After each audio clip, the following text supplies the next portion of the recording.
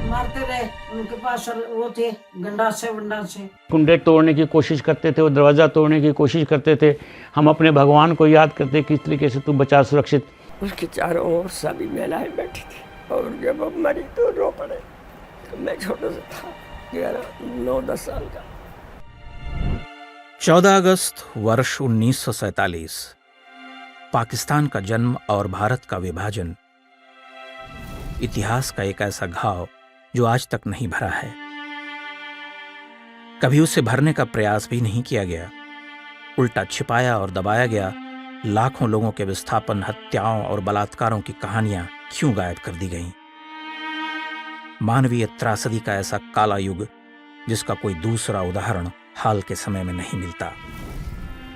मन में बहुत दुख हुआ जो वहाँ के मुसलमानों ने हमारे साथ व्यवहार किया। मेरी औरत को तो वो खींच के ले गए हैं और मेरी बेटी को मैं बड़ी मुश्किल से बचा के लाया हूँ और मुझे नहीं लगता मैं इसको संभाल पाऊंगा और ये कहीं उनके हाथ ना आ जाए।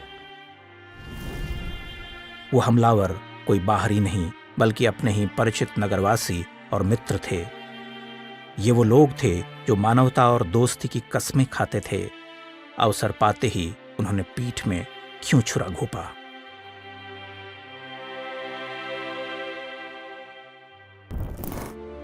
करोड़ों भारतीयों को जब अपनी ही धरती पर असहाय छोड़ दिया गया तो कौन थे जो उनकी सहायता के लिए अंतिम क्षण तक डटे रहे? वो कौन थे जिन्होंने अपनी जान और माल जोखिम में डालकर लाखों हिंदुओं और सिखों को बचाया? इतिहास के सबसे भयावह घटनाक्रम को गंगा जमनी तहजीब और भाईचारे की सुहानी बातों में दबाने के प्रयास क्यों किए गए? कभी इस बात पर चर्चा क्यों नहीं हुई कि सहस्रों वर्ष पुरानी भारतीय सभ्यता की धरती के टुकड़े क्यों हुए?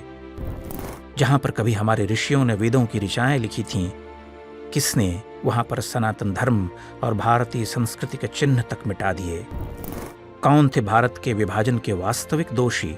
कैसे उनके षड्यंत्रों के जाल में आज भी फंसा हुआ है भारतीय उपमहाद्वीप?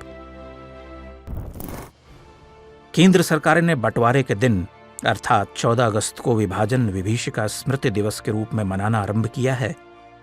यह एक अवसर है कि हम मानवता और सभ्यता पर हुए इस अत्याचार को याद करें, इसके दोषियों की पहचान करें, आने वाली पीढ़ियों को उनके बारे में बताएं, ताकि भारतीय इतिहास का वह भयावह कालखंड हमें दोबारा कभी देखना न पड़े। देखना न भूलें